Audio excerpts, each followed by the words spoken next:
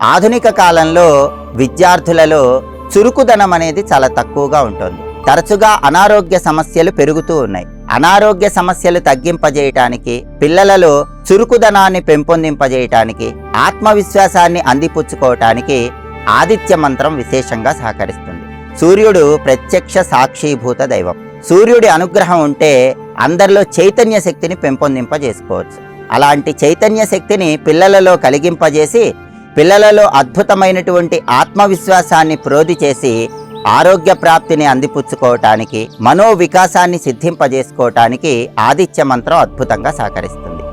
ఆ ఆదిత్య మంత్రం ఏంటో ఇప్పుడు మనం తెలుసుకుందాం. ఓం హ్రాం హ్రీం హ్రౌం సహ సూర్యాయ నమః.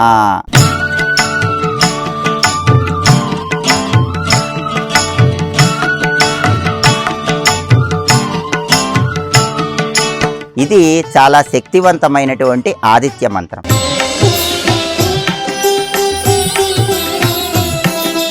ఈ ఆదిత్య మంత్రం వెనుక ఉన్నటువంటి పౌరాణిక నేపథ్యాన్ని పరిశీలించినట్లయితే, రావణ సంగ్రామం జరుగుతున్న సమయంలో, రావణాసురుడితో యుద్ధం చేస్తున్న సమయంలో శ్రీరామచంద్రమూర్తి కొద్దిసేపు అలసటకు లోనవుతాడు.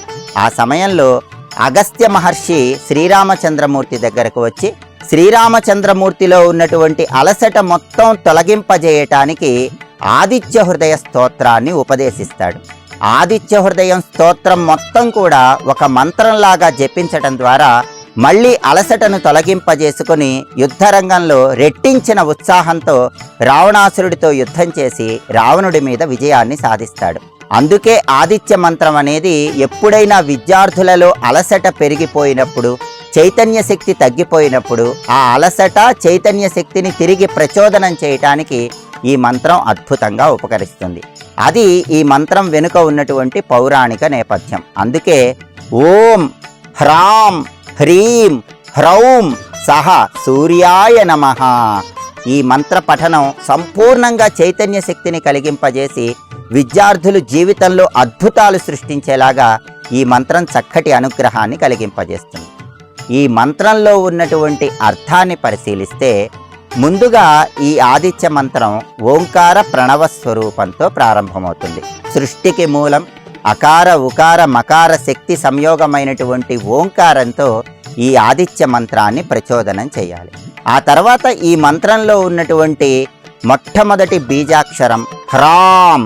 హ్రాం అనే బీజాక్షరము మంత్రశాస్త్రపరంగా ఉదరానికి సంబంధించినటువంటి అనారోగ్య సమస్యలు పోగొడుతుంది. జీర్ణ సంబంధమైనటువంటి అనారోగ్య సమస్యలు తొలగింపజేస్తుంది. ఆ తర్వాత ఈ మంత్రంలో హ్రీం అంటూ జపం చేస్తున్నాం. హ్రీం అనే అక్షరము హృదయానికి చైతన్య శక్తిని కలిగింపజేస్తుంది. హృదయ సంబంధమైనటువంటి అన్ని రకాలైన అనారోగ్యాలను తొలగింపజేస్తుంది. హృదయానికి రక్త ప్రసరణ సరైన స్థితిలో ఉండేలాగా చేస్తుంది. అలాగే శరీరంలో ఉన్నటువంటి చక్రాలలో అనాహత చక్రాన్ని, ఆజ్ఞా చక్రాన్ని హ్రీం అనేటటువంటి అక్షరం సూచిస్తుంది. అనాహత చక్రాన్ని హ్రీం అనే అక్షరం సూచిస్తుంది కాబట్టి అది అనాహత చక్రాన్ని చైతన్యవంతం చేయటం ద్వారా హృదయానికి బలాన్ని కలిగింపజేస్తుంది. అలాగే ఆజ్ఞా చక్రాన్ని కూడా హ్రీం అనే అక్షరం సూచిస్తుంది కాబట్టి ఏకాగ్రతను కూడా కలిగింపజేయటానికి ఈ మంత్రంలో ఉన్న హ్రీం అనే అక్షరము అద్భుతంగా ఉపకరిస్తుంది.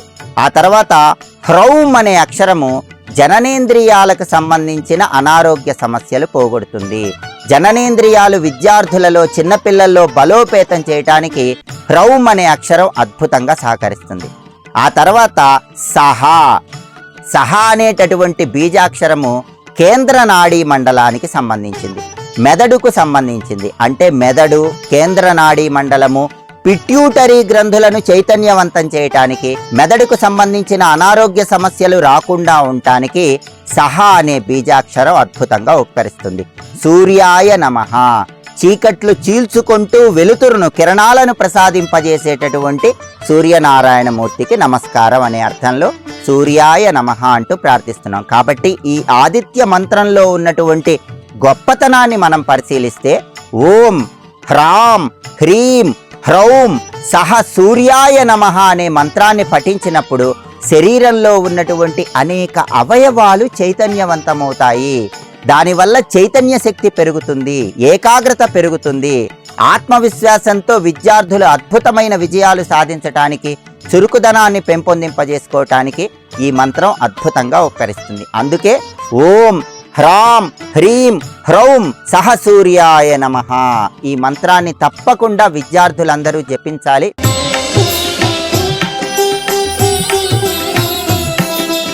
అయితే ఈ మంత్రానికి సంబంధించి ఒక అపోహ ఉంది. ఆదిత్య మంత్రాలు కేవలం పెద్దలు మాత్రమే జపించాలనే అపోహ ఉంది. అది వాస్తవం కాదు. పిల్లలు సైతం పెద్దల సమక్షంలో ఈ ఆదిత్య మంత్రాలు జపించుకోవచ్చు.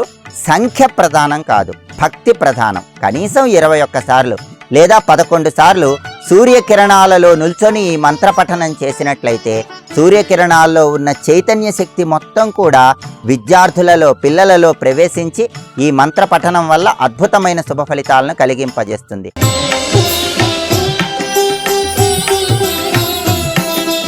ఆధునిక కాలంలో టీవీలు, కంప్యూటర్లు వీటికి లోనైపోయినటువంటి విద్యార్థులందరూ కూడా సూర్యకిరణాల్లో నిల్చొని ప్రతిరోజు కనీసం 5 నిమిషాల పాటు ఈ మంత్ర పఠనం చేసినట్లయితే దీని ప్రభావం వల్ల అద్భుతమైనటువంటి చురుకుదనాన్ని పెంపొందింపజేసుకోండి. అఖండ విజయప్రాప్తిని అందిపుచ్చుకోవటానికి ఈ మంత్రం విశేషంగా సహకరిస్తుంది.